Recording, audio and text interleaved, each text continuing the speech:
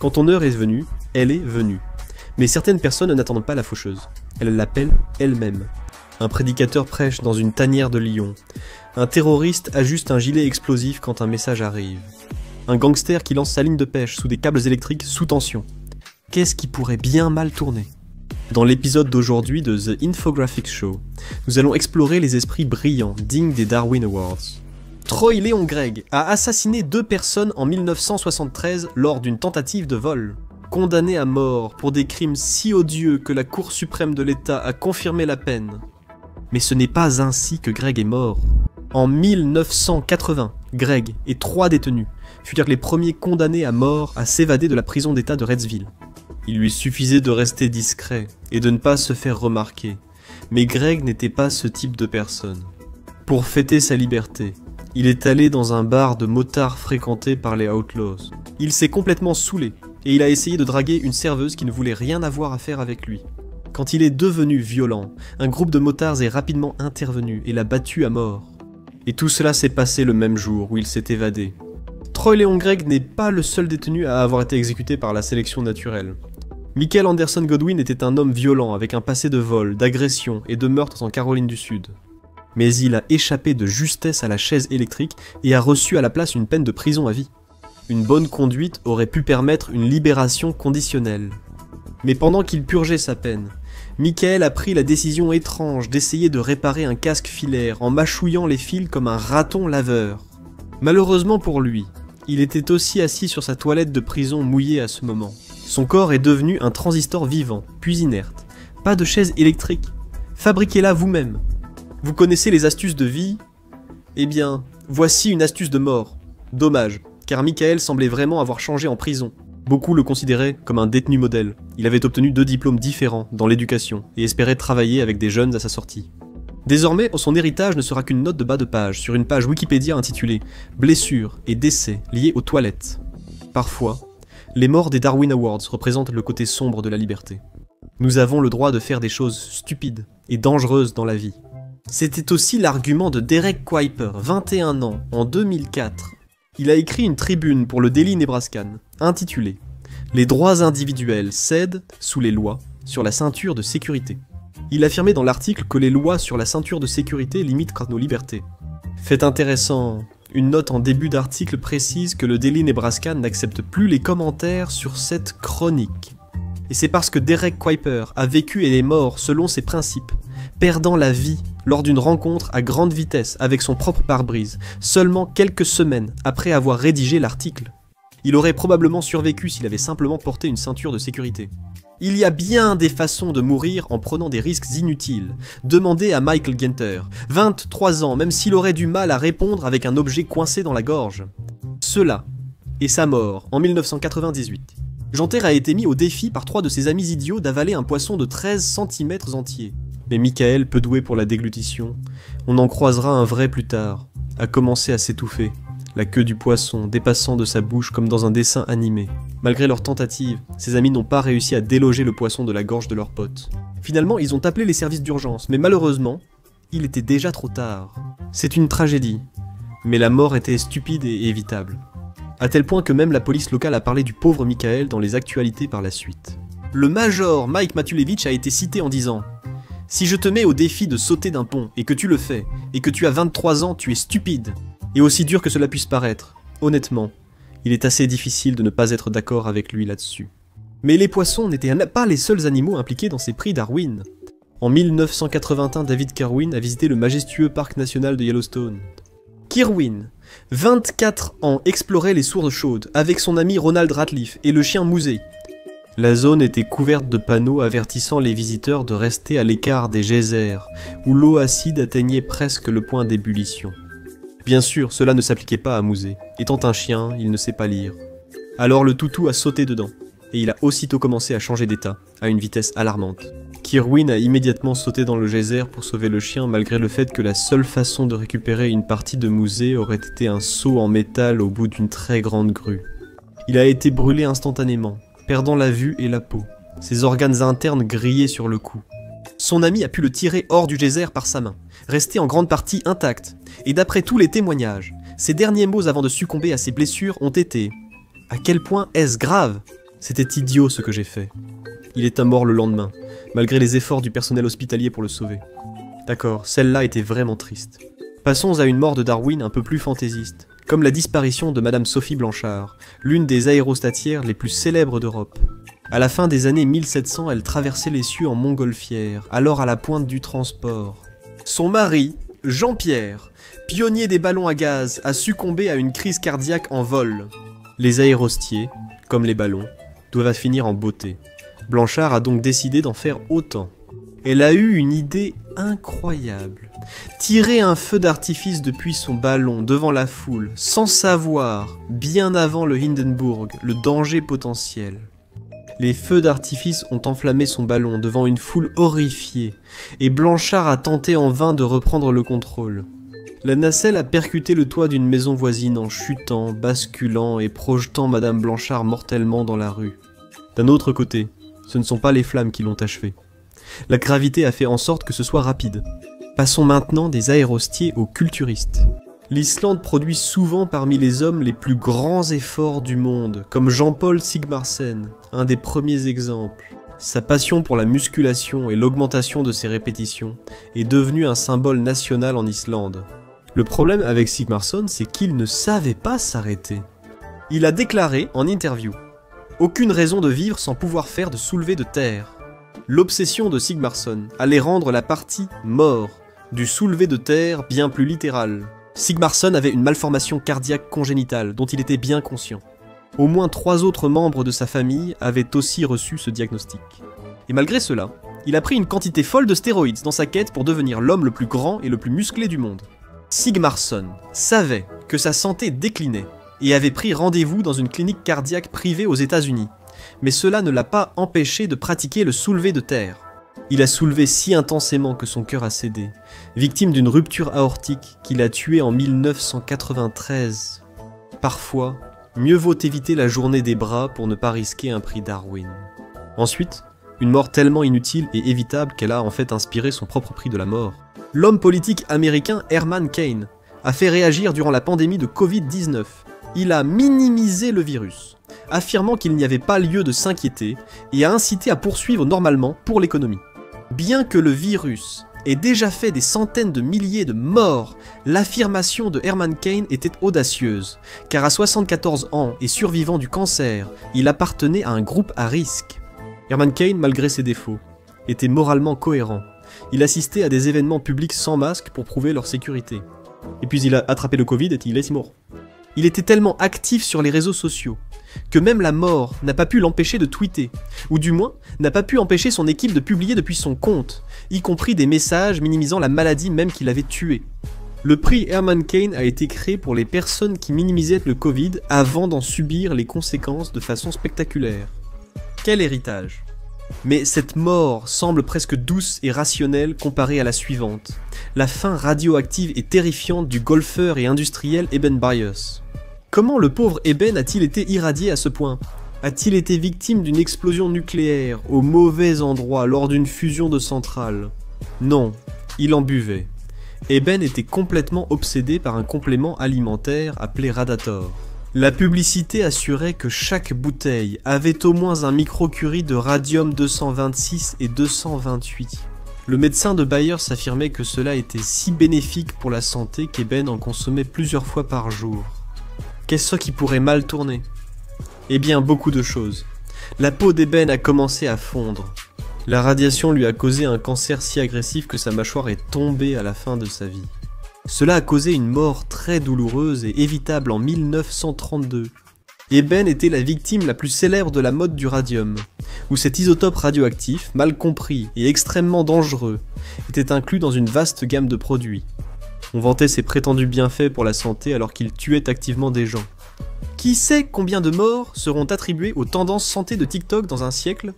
Ces décès montrent que même le grand patron ne peut stopper les Darwin Awards, pas même pour ses plus grands fans. John Allen Chau, missionnaire américain de 26 ans, partait seul convertir des tribus isolées au christianisme. Les missionnaires sont déjà douteux en temps normal, mais Chau a décidé de jouer en mode difficile, en tentant d'atteindre illégalement l'île North Sentinel le 15 novembre 2018. L'île North Sentinel est habitée par les Sentinelles, une tribu extrêmement territoriale qui ne veut pas de visiteurs extérieurs et qui réagit avec une violence extrême si ses frontières sont ignorées. Mais ils ont une bonne raison pour cela. Ils ont été tellement isolés du reste de l'humanité qu'ils n'ont pas développé les mêmes immunités que nous. Tout visiteur extérieur peut mettre la tribu en danger de mort avec des agents pathogènes courants pour nous. Mais John Allen Chao n'en tenait pas compte. Il a dérangé la tribu 3 jours avant qu'ils ne le tuent et poursuivent leur vie. Mais si vous pensiez que les sentinelles étaient un public exigeant, ce n'est rien face à l'auditoire du prédicateur nigérian Daniel Abodunrin. Des lions. De vrais lions, littéralement. Abodunrin s'est inspiré d'un autre Daniel dans la Bible, celui jeté dans la fosse aux lions et attendu pour être déchiqueté. L'original Daniel a apprivoisé les lions en lisant les Écritures. Franchement, c'est classe. Abodunrin, prophète autoproclamé, pensait pouvoir reproduire l'exploit de son homonyme et se faire un nom dans le monde religieux. C'est là que tout a dérapé. En 1991, Daniel s'est introduit dans le zoo universitaire d'Ibadan le dimanche de Pâques. Il s'est mis à parler en langue devant les lions, qui, confus, ont laissé un grand espace autour du prédicateur. Avec un peu de bon sens, Daniel serait parti aussitôt et l'aurait vu comme une victoire. Mais non, il est devenu arrogant. Daniel a insisté et s'est approché des lions, invoquant, je cite, le Dieu de Daniel pour le protéger. Et puis, les lions l'ont mis en pièces. Tu peux vraiment dire que tu es surpris. Toujours dans le thème religieux, Melvin Nurse, pasteur de jeunesse, faisait tout pour guider sa congrégation, allant jusqu'à employer des métaphores visuelles extrêmes. Il voulait effrayer les jeunes, qu'il encadrait pour qu'ils n'empruntent pas la voie de la drogue, de la violence armée et du péché. Il a fait cela en apportant une arme à feu à l'église, plus précisément un revolver, afin de montrer que la vie dans le péché, c'est comme jouer à la roulette russe. Vous voyez où cela mène ? Melvin a chargé une cartouche à blanc devant la foule, fait tourner le barillet théâtralement, puis appuyé sur la détente près de sa tête. Le problème, il l'ignorait. Les cartouches à blanc restent très dangereuses. Devant 250 personnes dont sa femme et plusieurs enfants, le pistolet a tiré. L'explosion de la cartouche à blanc a projeté un fragment du crâne de Nurse dans son cerveau, entraînant sa mort 5 jours plus tard. Étrangement, l'épreuve a laissé certains membres de la congrégation avec une nouvelle peur de la violence armée. Après l'incident, l'un des jeunes à risque a remis son arme à ses parents, espérant éviter le même sort. Donc, tout est bien qui finit bien, on suppose. Enfin, plus ou moins. Jetons un dernier regard à un prédicateur qui a pris la voie rapide vers le paradis. De nombreux pasteurs pentecôtistes ont prouvé leur foi en manipulant des serpents venimeux. Le plus malchanceux fut l'homme à l'origine de cette tendance idiote. Le 24 juillet 1955, George Went Hensley était en plein milieu d'une de ces séances enflammées de manipulation de serpents. Elle consistait à brandir des serpents venimeux au-dessus de sa tête en chantant en langue. C'était peut-être important pour ses paroissiens, mais moins plaisant pour les serpents. Il a sorti un serpent de la boîte, l'a enroulé autour de son cou, et a fait le tour de sa congrégation en parlant de la puissance de la foi. Tout s'est plutôt bien passé jusqu'à ce qu'il le remette dans la boîte, moment où le serpent l'a alors mordu au poignet. George était mort le lendemain matin. Si Dieu existe, il a vraiment un humour très noir. Jouer avec des serpents et des lions était moins dangereux que la vie de Eder Korkmaz, puissant trafiquant de drogue à Amsterdam. C'est déjà le genre de mode de vie qui mettrait quelqu'un en danger. Les chances de survie de Eder ont encore chuté après son arrestation et son accord avec les autorités néerlandaises. Il a accepté de témoigner contre Willem Holiday, un chef du crime terrifiant qui aurait pu éliminer Eder pour se protéger. Sachant que votre témoignage pourrait envoyer un parrain de la mafia en prison, on pourrait penser que vous resteriez discret quelque temps. Peut-être acheter une PlayStation et rattraper votre liste de jeux dans une planque secrète. Eder a préféré rester à découvert pour pratiquer son passe-temps favori, la pêche à la mouche. Eder, contre tous les conseils reçus à ce sujet, a choisi un endroit juste à côté de câbles à haute tension. En fouettant sa ligne en arrière, elle a touché un fil sous tension, le tuant sur le coup. La cupidité, principal moteur du crime organisé, a conduit de nombreux gangsters à leur perte et à des Darwin Awards. L'exemple de l'avion rempli de hauts gradés militaires soviétiques en 1981 reste le plus parlant. Ils sont morts dans un crash qui a tué 50 personnes et privé la flotte du Pacifique de l'Union des républiques socialistes soviétiques de ses officiers supérieurs. Juste après, les accusations ont fusé de partout. Certains ont dit que c'était les États-Unis, dans une escalade notable de la violence de la guerre froide. Certains ont évoqué un saboteur dans l'armée soviétique, cherchant une promotion en créant une vacance soudaine au-dessus de lui. La vérité sur ce qui s'est réellement passé était bien plus simple et bien plus stupide. L'Union des républiques socialistes soviétiques étant notoirement corrompue, ses généraux, près d'être anéantis, venaient de faire du shopping dans des magasins exclusifs inconnus du citoyen soviétique moyen. Les militaires avaient entassé tellement de butin dans l'avion qu'il n'était pas correctement arrimé, ce qui a provoqué le crash fatal. C'est peut-être la première fois qu'un groupe entier d'idiots doit partager leur prix Darwin, mais c'est probablement ce que ces chers communistes décédés auraient voulu. Restons en Russie. En 2011, alors que le nouvel an sur la place rouge approchait, une femme surnommée Veuve Noire préparait seule une ceinture d'explosifs chez elle. Elle appartenait à un groupe terroriste ayant déjà tué 35 personnes lors d'une attaque précédente à l'aéroport de Moscou. Cette fois, avec une explosion pendant la célébration du nouvel an, elle allait faire encore plus de victimes. Mais il y avait un héros sans précédent, les textos indésirables. La Veuve Noire avait relié son portable comme détonateur à sa ceinture d'explosifs, mais elle a utilisé son téléphone habituel au lieu d'un jetable. Un texto indésirable, peut-être un vœu de bonne année, a déclenché l'explosion de la ceinture d'explosifs, tuant la Veuve Noire mais épargnant ses potentielles victimes. Fin pathétique pour quelqu'un avec un surnom aussi effrayant. Étrangement, elle n'est pas la seule russe de cette liste à mourir dans une boule de feu évitable. Contrairement à la Veuve Noire, Alexandre Tchechik n'était pas un terroriste, mais il s'est quand même retrouvé en possession d'une grenade. Il a choisi de provoquer en envoyant une photo de la grenade à un ami, qui lui a aussitôt demandé s'il allait bien. Alexandre a répondu « Ça dépend de ce que tu entends par bien », accompagné d'une photo de la même grenade avec la goupille retirée. L'ami, qui a sans doute connu à ce moment-là une montée de tension historique, a immédiatement répondu à son ami en lui disant d'arrêter de plaisanter. Mais il était déjà trop tard. Alexandre pensait à tort qu'une grenade sans goupille n'exploserait pas tant qu'on ne la lançait pas. Eh bien, cela s'est avéré être une erreur de calcul fatale. Alexandre n'a pas répondu au message de son ami, sûrement trop occupé à exister dans plusieurs codes postaux après l'explosion de la grenade. Beaucoup de morts stupides et inévitables semblent provenir de personnes dans des situations précaires, simplement parce qu'elles s'ennuient. C'était le destin de Davi Nunes Moreira, un Brésilien qui a relevé un défi en ligne vraiment bizarre. Dans une tendance virale apparemment limitée au Brésil, il a tué un papillon, l'a broyé, mélangé à de l'eau, puis s'est injecté ce mélange dans la jambe. Il est simplement mort. Son sang est sûrement devenu toxique, même sans être viral. Mais mourir en relevant des défis stupides n'est en aucun cas un phénomène uniquement moderne. Selon certains récits, c'est exactement ce qui est arrivé à Tibère Claude Drusus, fils de l'empereur romain Claude. Peu de temps après ses fiançailles, Drusus faisait son tour de fête préféré, lancer une poire en l'air et la rattraper avec sa bouche. Mais le règne de Drusus comme roi de la gloutonnerie à Rome s'est achevé de façon des plus stupides. La poire est restée coincée dans sa gorge, et il s'est étouffé avant qu'on puisse le sauver. Se faire assassiner aurait été une manière bien plus digne de mourir. Restons dans le monde antique pour une autre mort complètement stupide et évitable. On dit que les hommes rencontrent souvent leur destin idiot sur les routes même qu'ils empruntent pour l'éviter.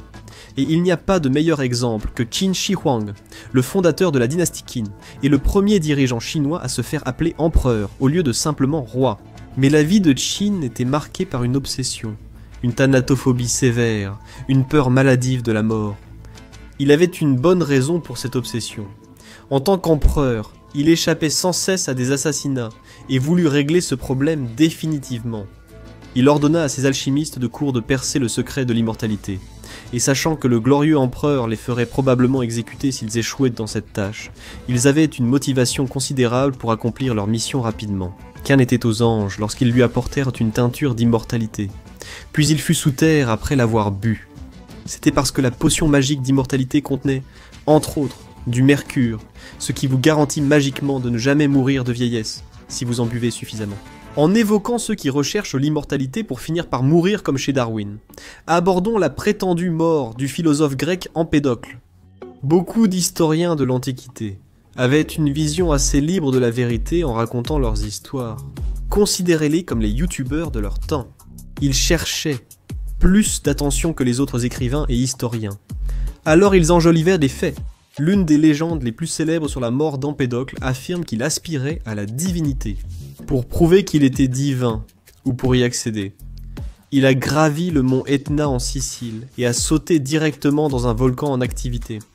Mais cela n'a pas prouvé qu'Empédocle était immortel, seulement qu'il était extrêmement inflammable. Même s'il n'est pas devenu divin, il a au moins gagné un prix Darwin. En évoquant les morts mythiques stupides des anciens Grecs, il faut aussi citer le philosophe Héraclite. Il a fini sa vie en ermite dans la montagne, persuadé de souffrir d'hydropisie, une maladie où le corps retient trop de liquide. Héraclite, avec sagesse, a choisi un ancien remède de grand-mère pour éliminer l'excès de liquide et retrouver la santé. Il a sauté dans un énorme tas de fumier de vache, espérant que la chaleur ferait évaporer le liquide de son corps. En réalité, ce ne fut pas le cas. Le vieux Héraclite resta coincé dans la bouse de vache et fut ensuite dévoré par des chiens errants. Nous ne pouvons imaginer meilleure et plus humiliante façon de clore cette liste qu'avec Atlas Frédonier. Un pionnier suisse a découvert le col de Frédonia en 1850 et a été condamné pour l'agression de sa belle-fille. En 1880, Atlas souffrait de problèmes intestinaux, et il a donc décidé d'appliquer un remède maison mal réfléchi et répugnant, en s'enfonçant une bouteille de 16 onces de citrate de magnésium directement dans son propre col de Frédonia, où elle est immédiatement restée coincée. Après avoir essayé de retirer la bouteille lui-même pour éviter l'humiliation publique, il s'est rendu dans un hôpital local. Mais cela ne l'a pas aidé. En tentant de retirer la bouteille, le goulot s'est cassé, lui causant une nouvelle déchirure. Bien que certaines parties aient été retirées, l'o-ring d'Atlas était irréparable. Il est mort d'une hémorragie peu de temps après. On lui donnerait bien le prix Darwin, mais on craint où il le mettrait. Les prix Darwin nous ont offert des histoires incroyables, mais les États-Unis ont leur propre collection de fins ridicules. Regardez Dumb Ways to Die, édition États-Unis d'Amérique pour découvrir les plus incroyables, ou cliquez plutôt sur cette vidéo.